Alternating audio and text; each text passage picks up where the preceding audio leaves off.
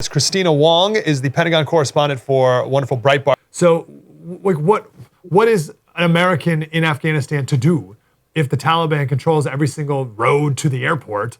How can they ever do this? And then, so that's my first thing. The second thing is, I've been reading today that the British are going out and actually getting people, and they're bragging in the Telegraph that they've gotten 1,000 people a day so far. They're going out and rescuing people. And Americans are not. Have you heard, or have they, has the Pentagon talked anything about that? The Pentagon did get the question today. You know, why can't we do the same? Why can't we do the same as the Brits who are going out and rescuing Americans? And it really comes down to a political decision. And Biden would be the one who would order the military, authorize the military to do this. The U.S. military can do it. It's just not authorized to do it. And we heard yesterday from the Secretary of Defense, Lloyd Austin. He said, we don't have the capability to do it. I'm not sure if he meant, the U.S. military can't do it, but, I think he's trying to cover for the White House. But the military has not been given the mission to go rescue any Americans or even expand past the perimeter. And that does raise some questions. Is it even possible? So, right now it does seem like the U.S. at least is at the goodwill of the Taliban to let Americans through.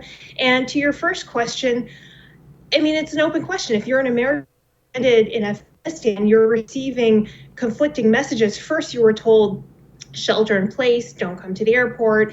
And then if you go to the airport, your security is not guaranteed. Now it's go to the airport. We've worked out a deal with the Taliban to let you through. And that doesn't really count for reality on the ground, where the Taliban are, firing into crowds. There was a reported, I think, at least 12 dead so far, Afghans.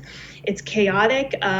I've heard from my sources, both Americans, Afghans, international citizens, that they're afraid to go to the airport. They don't know what to do. The Taliban are going door to door in some cases. If you're an American in Afghanistan, do you risk going to the airport? It's a chaotic scene. It's surrounded. Are you going to be stuck outside, get to a gate? There's just no clear answers for Americans who are stuck in Afghanistan. All right, last question for you. Have you ever seen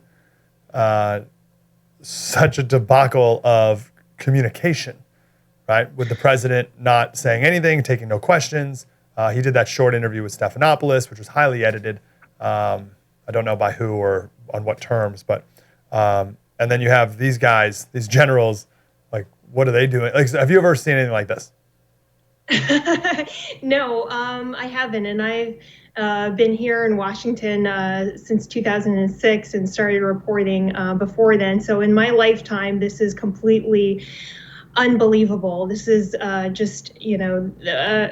is giving mixed messages. He's blaming everyone else. He's blaming the U.S. military for not telling him. He's blaming the intelligence community. He's blaming the Afghan military. He's saying this was predictable and inevitable, but at the same time saying, no one could have imagined what would have, happened. And so the messages are just completely all over the place. I think we've seen in reports that the military has advised and did advise the Biden administration to stay longer in Afghanistan and wanted to start evacuation operations earlier. But as we see, Biden has been pretty resolute in insisting that this was the right decision.